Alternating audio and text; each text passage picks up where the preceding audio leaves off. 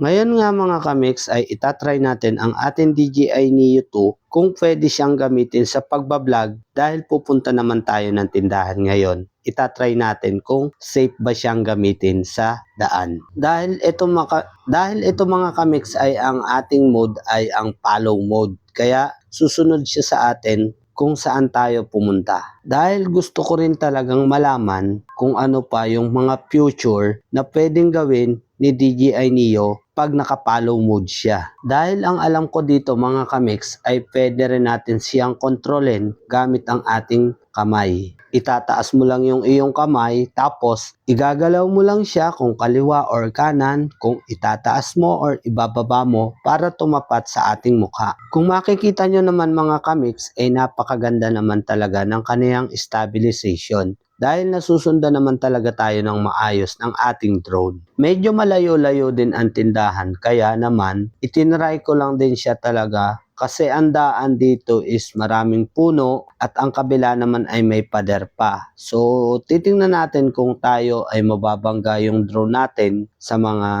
tricycle na dumadaan or sasakyan kasi meron ditong pumapasok ng mga sasakyan. Kaya tinry ko lang din talaga para kung magiging okay is ito na yung gagamitin natin sa pang-araw-araw na pagbablog dito sa aking trabaho. Kaya pwede tayong mag-vlog kahit nagwawalis ako, naglilinis ng paligid at nag-aalis ng mga basura sa trash can ay magagawa na natin dahil meron na tayong videographer. Dito nga ay marami akong batang nakita sa gilid ng daan at hangang-hanga sila dun sa aking drone. Kasi sumusunod nga naman sa akin. Nililingon ko lang din siya mga kamix dahil baka biglang mabunggo sa mga puno sa malapit sa daan. Ayan, nandito na tayo malapit sa tindahan. At perfect naman talaga siyang gamitin sa ating daily activities dito sa aking trabaho. Ayan, nandito na tayo sa tindahan, bibili na tayo ng ating kailangang bilhin para bumalik na sa ating trabaho. At pagkatapos na natin bumili, ay babalik na agad din tayo sa ating trabaho kasi hindi naman talaga tayo pwede magtagal kasi nga nasa oras tayo ng trabaho. Kaya pagkatapos kong bumili, ayan, dumiretso na ulit ako sa ating trabaho. Kaya talagang itinry ko lang itong ating drone sa pagpunta at pagbili dito sa tindahan ay nang malaman natin talaga kung pwede siya sa pang-araw-araw nating gawain dito sa ating trabaho. Dahil hindi naman natin pwedeng pabayaan ang ating pagko-content habang nagtatrabaho. Ang hirap naman kasi talagang gumamit ng cellphone sa pagbablog lalo na ang iyong cellphone ay hawak mo pa. Kaya mas pinili ko talaga dito ang gumamit ng drone para sa pagbablog natin. Ayan, nakakita tayo ng